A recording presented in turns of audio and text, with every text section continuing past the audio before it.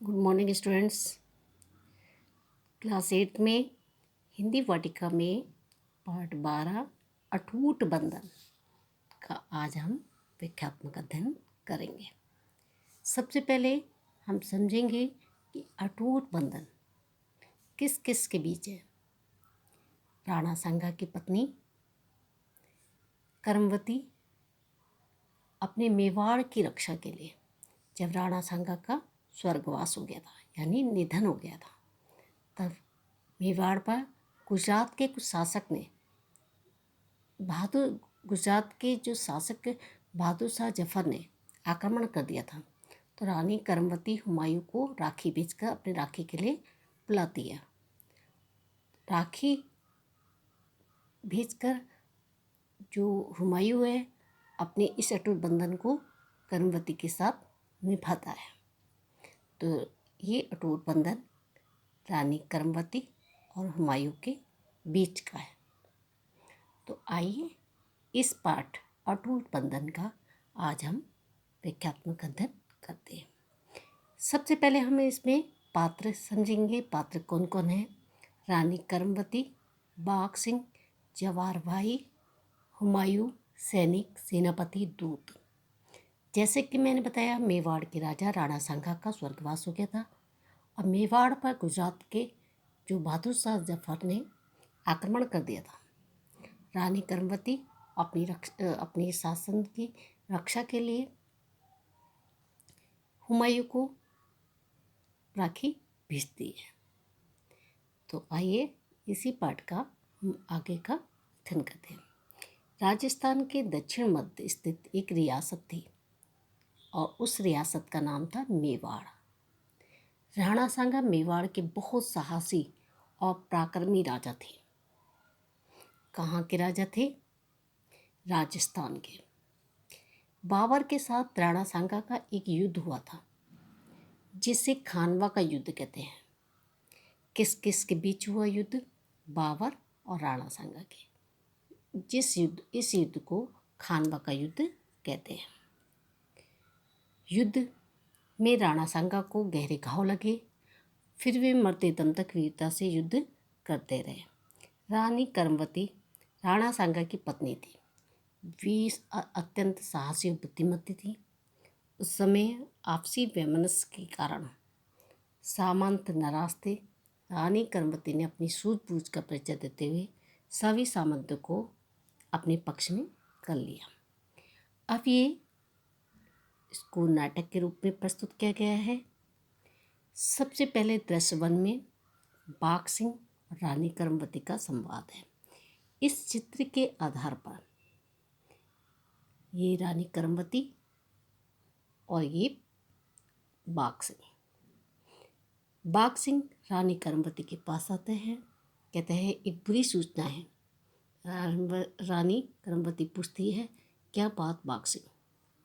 अब यहाँ से इस युद्ध के बारे में दोनों के वार्तालाप होते हैं। बाघ सिंह, गुजरात के शासक बहादुर शाह ने मेवाड़ पर आक्रमण कर दिया। रानी कर्मवती, उसका इतना दुस्साहस, जब विपत्ति आती है तो अकेले नहीं आती।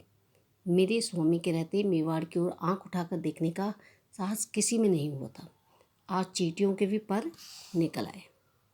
यह हमारे आपसी वैमनस्य का फूट का नतीजा है। यानी कहते हैं कि जब एकता रहती है तो कोई साहस नहीं कर सकता, उसको उसे बड़ी से बड़ी चीज़ भी हिला नहीं सकती। लेकिन जब आपसी फूट पड़नी शुरू हो जाती है तो क्या है, एक निर्बल व्यक्ति भी क्या है, एक ताकतवर को चोट पहुंचा सकता है। आज चींटियों के भी पर निकला है। यह हमारे वैमनस्य का फूट का नतीजा है कि बहादुर शाह ने मेवाड़ की ओर आंख उठाकर देखने का साहस किया। बाघ सिंह, आपकी सूझबूझ ने मेवाड़ के वीरों को एकजुट कर दिया है। वह सराहनीय है, परंतु बहादुर शाह का मेवाड़ पर आक्रमण करना चिंता का विषय है। रानी कर्मवती, बाघ सिंह अपनी सेना को रणभूमि की ओर कूच करने का आदेश देते हैं और रानी कर्मवती कहती है कि सेना को रणभूमि की ओर कूच करने का आदेश देती है। बाघ सिंह, हमारे वीर सिपाही युद्ध के लिए तैयार है। वो रानी से कहता है कि हमारे जो वीर सैनिक है वो युद्ध के लिए तैयार है। अब दूसरा दृश्य दिखाते हैं। रानी करमवती पूछती है युद्ध का क्या हाल है बाघ सिंह जी। बाघ सिंह जवाब देते हैं बहादुर शाह ने किले को चारों ओर से घेर लिया है और हमारे सैनिक उनका डट का मुकाबला कर रहे हैं। जब तक हमारी रगों में खून है हम शत्रुओं से ईंट का ईंट बजा देंगे, यानी शत्रु को हम क्या है शत्रुता का ही जवाब देंगे। कर्मवती परंतु क्या बाघ सिंह, हमारे सैनिक महायोद्धा जरूर हैं, परंतु हमारे मुट्ठी भर सैनिक बहादुर शाह की सेना का मुकाबला कैसे कर पाएंगे। हमारे वीर अपनी मातृभूमि के प्रति समर्पित हैं, परंतु एक चिंता और भी है। रानी कर्मवती पूछती है वह क्या। बाघ सिंह, बहादुर शाह के पास यूरोपियन तोपखाना है, हमारे सैनिक उसका मुकाबला नहीं कर पाएंगे। रानी कर्मवती, बाघ सिंह जी आप इतनी जल्दी हार मान रहे हैं। बाघ सिंह जी, नहीं, हम केवल यथास्थिति का अवगत करा रहे हैं। तोपों की मार से मेवाड़ की नींव हिलने लगी है। ये स्थिति सोचनीय होती जा रही है। क्षमा करें, लेकिन ऐसा लगता है वह समय दूर नहीं जब बहादुर शाह का मेवाड़ पर अधिकार हो जाएगा। ये बाघ सिंह जी रानी कर्मवती को कहे युद्ध का हाल बता रहे हैं।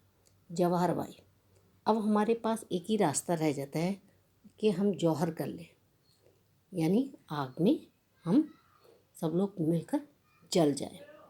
रानी कर्मवती, ऐसी बातें क्यों सोच रहे हैं आप, अभी हमारे पास एक और उपाय है। जवाहर भाई, वह क्या। रानी कर्मवती, मैंने निर्णय किया है कि मेवाड़ की रक्षा के लिए हुमायूं को आमंत्रित करूंगी। जवाहर भाई, हुमायूं को आप क्या कह रही हैं। रानी कर्मवती, मुझे लगता है कि हुमायूं ऐसा वीर योद्धा है जो हमारी सहायता कर सकता है। जवाहर भाई, इसके लिए आपने क्या सोचा।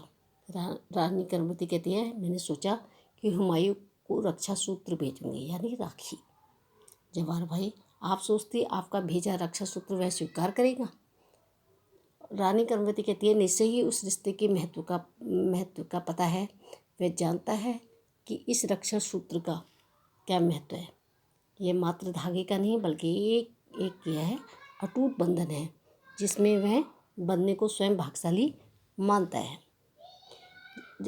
जवाहर भाई कहते हैं लेकिन हुमायूं हमारा शत्रु रहा है, वह मेवाड़ को अपने कट्टर प्रतिद्वंदी के रूप में देखता आया, कि वह अपनी प्रतिद्वंदिता छोड़कर हमारा साथ देगा। जवाहर भाई कहते हैं लेकिन हुमायूं हमारा शत्रु रहा है और वह हमारी शायद हमारी ये मदद नहीं करेगा। रानी कर्मवती, वे एक ऐसा वीर योद्धा भी है और वीरों का आदर करता है।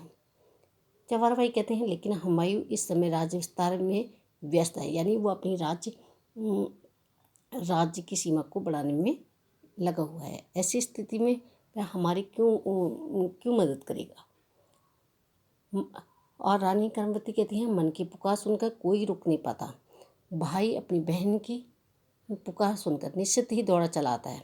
मेरा मन भी कहता है कि हुमायूं हमारी पुकार जरूर सुनेगा। तो जवाहर भाई कहते हैं कि यह सच है, लेकिन कोई देव पुरुष नहीं है, एक साधारण मनुष्य है। ऊंच नीच जात पात धर्म की दीवारें उसका भी रास्ता रोके खड़ी होंगी। रानी कहती हैं धर्म कोई राह रोकता है जिसके मन में संकीर्ण भावनाएं होती हैं।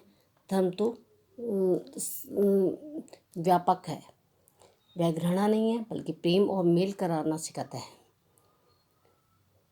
जवाहर भाई, ठीक है, आप रक्षा सूत्र भेजिए, इसकी इंसानियत की परीक्षा हो जाएगी, यानी हम देखेंगे कि हुमायूं धर्म के भेदभाव को मानता है या नहीं, या ये क्या रानी कर्मवती द्वारा राखी को स्वीकार कर लेता है।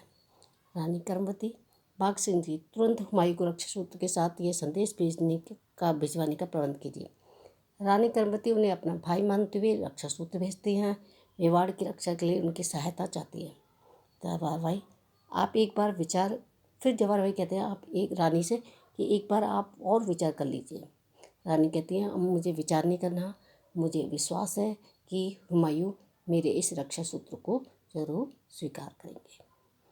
तो बच्चों, आज आपने पहला दृश्य और दूसरे दृश्य का आपने व्याख्यात्मक अध्ययन किया। आपने इसमें समझा कि रानी ने अपने राज्य की रक्षा के लिए हुमायूं को रक्षा सूत्र भेजा। अब देखते हैं कि आगे कि हुमायूं इस रक्षा सूत्र की को स्वीकार करते हैं या नहीं। धन्यवाद।